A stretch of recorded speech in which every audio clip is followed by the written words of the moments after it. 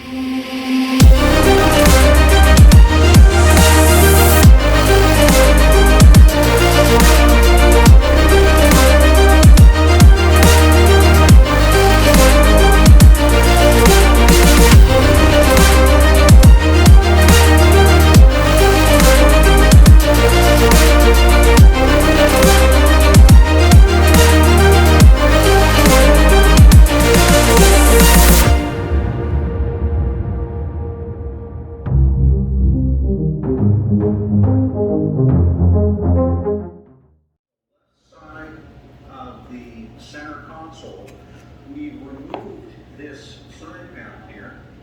That's normally covering the left side of that center console. There's one T45 bolt. When you take out the center of that, it snaps off. And now you can see our harness.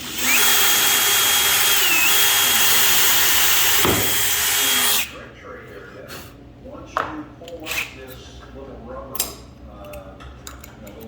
cover, it has 4 screws that we've already removed. We've got 4 screws, 1, 2, 3, 4. We take this piece out, and now it exposes the back of our auxiliary jack. And the existing plug it into our T harness, and plug the male part of our T harness back into the auxiliary jack.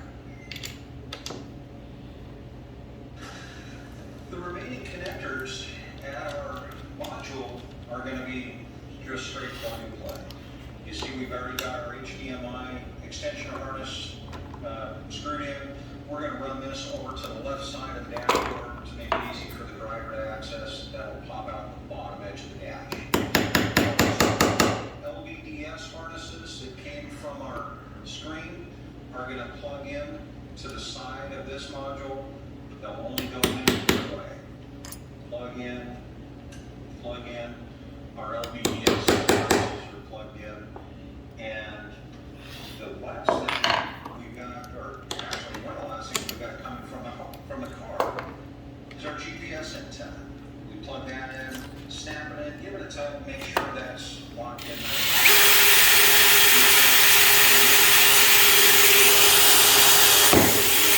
And to our HMI module, got a large plug, plugs in there. We've got a USB extension harness that is going to plug in small input. Now, optionally, there is an extension harness that we sell that will allow you to extend both the USB and the HDMI to a style plug. Back of the console, inside the console, whatever, and have access to both the USB and the HDMI. In this truck, we're not going to use that harness, but it is available.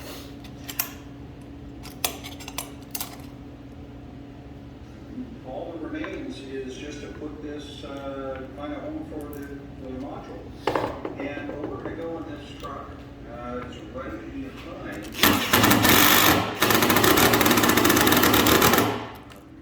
Tucks in there nice and clean. Once we get all of our they all sit in there nice and flat.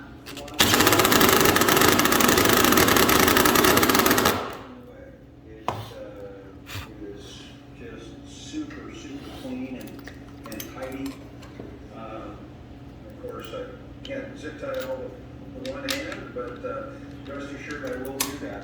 And once you've got it all tied up, there's a double sticky Velcro pad that comes with the module that applies to the back side of that flat module there, and will allow you to double stick it with Velcro right to the back side of this bar and keep it nice and secure and snug and won't rattle around. So that's it. That's our install of the navigation HDMI module in a 2017 Silverado.